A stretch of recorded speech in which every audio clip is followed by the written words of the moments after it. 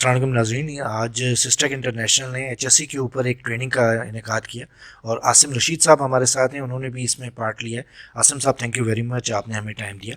आज की ट्रेनिंग के क्या अगराज़ व मकासद थे और आपका क्या टॉपिक था?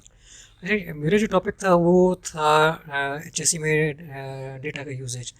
क्योंकि हम ये देख रहे थे कि एचएससी हम करते हैं जिस लेवल पे भी हम कर रहे होते हैं, लेकिन सबसे बड़ा प्रॉब्लम ये आता है कि हमें ये पता ही नहीं होता कि हमें देखना क्या है। हमारे पास नंबर्स नहीं होते, फिगर्स नहीं होते।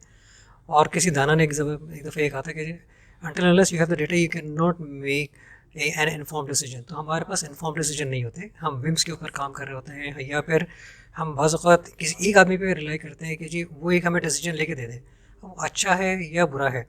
तो हमारे पास उसकी कोई बैकिंग नहीं होती कि हम डेटा की बुनियाद के ऊपर, एनालिसिस की बुनियाद के ऊपर हम कोई काम कर सकें। तो मेरा जो टॉपिक ये था कि जी डेटा की इंपॉर्टेंस बहुत ज़्यादा है एचएससी में। जिस तरह से हम फाइनेंशियल की बात करते हैं, हम फाइनेंशियल में तो एक एक रुपए का, एक एक आने का ख्याल रख रहे होते हैं। तो वाई नॉट एचएससी, ये आज का मेरा टॉपिक था। लेकिन ओवरऑल हमारी जो सोसाइटी का तरीक़ाकार है, जो हमारा लाइफ स्टाइल है, वहाँ पे हम डेटा की कोई इतनी अहमियत महसूस नहीं करते। यही हाल हमारी इंडस्ट्री के अंदर भी होता है। तो उसका नुकसान क्या होता है इंडस्ट्री को, या एज आप देखते हैं कि डेटा ना रखने का ओवरऑल क्या नुकसान है? देखिए, डेटा ना रखने का ओवरऑल नुकसान एक तो ये हो रहा है कि हमें ये पता ही नहीं कि हमारी डायरेक्शन क्या है। हमें ये नहीं पता कि हमारे अपने इदारे में, फिर हमारी अपनी इंडस्ट्री में, फिर प्रोविंशियल लेवल के ऊपर और नेशनल लेवल के ऊपर हमारी एचएससी किस जगह की, किस डायरेक्शन में जा रही है, हमें मालूम ही नहीं है। किस इंडस्ट्री में किस तरह के कितने इंसिडेंट्स हो रहे हैं, और उनको काबू में करने के लिए हमें, या उनको रोकने के लिए हमें क्या क्या इकदाम लेने चाहिए, हमें मालूम ही नहीं है। अच्छा, चंद एक गिनी चुनी इंडस्ट्रीज़ है जिसमें हमें एचएससी और एचएससी डेटा नज़र आता है, लेकिन बहुत सारी ऐसी इंडस्ट्रीज़ हैं, मिसाल के तौर पे फिशरीज़ है, आपकी एग्रीकल्चर इंडस्ट्री है, फॉरेस्ट्री है, हमें पता ही नहीं वहाँ पे क्या हादसा हो रहे हैं। क्योंकि ना नंबर हमारे पास नंबर्स है, ना हमारे पास डेटा है। और चूँकि डेटा नहीं है तो हमें पता ही नहीं होता कि वहाँ पे किस किस्म के हादसा हो रहे हैं। जो हमें यही नहीं पता किस किस्म के हादसा हो रहे हैं, तो हम उसकी मिटिगेशन नहीं कर सकते। और चूँकि मिटिगेशन नहीं कर रहे, तो हादसा की जो तादाद बढ़ती चली जा रही है, और लोग उतने ही वल्नरेबल हैं जितने आज से 50 साल 60 साल पहले थे। इसके हवाले से आईबीएम का सॉफ्टवेयर क्या मदद देता है, या दीगर कोई सॉफ्टवेयर्स का इस्तेमाल डेटा को मैनेज करने में क्या मदद दे सकता है? देखिए, नंबर्स आपके पास आ गए, लेकिन उन नंबर्स को इकट्ठा करके रखना और फिर उनको इस तरह से इस्तेमाल करना कि वो आपको एक मीनिंगफुल रिजल्ट दें, जिसे हम डेटा एनालिटिक्स कहते हैं।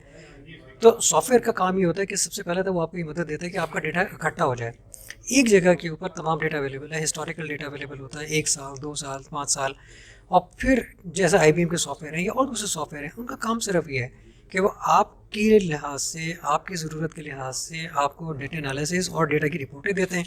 उन रिपोर्टों की बुनियाद पे फिर आप एक फ़ैसला करते हैं कि मुझे किस डायरेक्शन में जाना है, कौन सी चीज़ मेरे लिए इस वक्त इम्पॉर्टेंट है।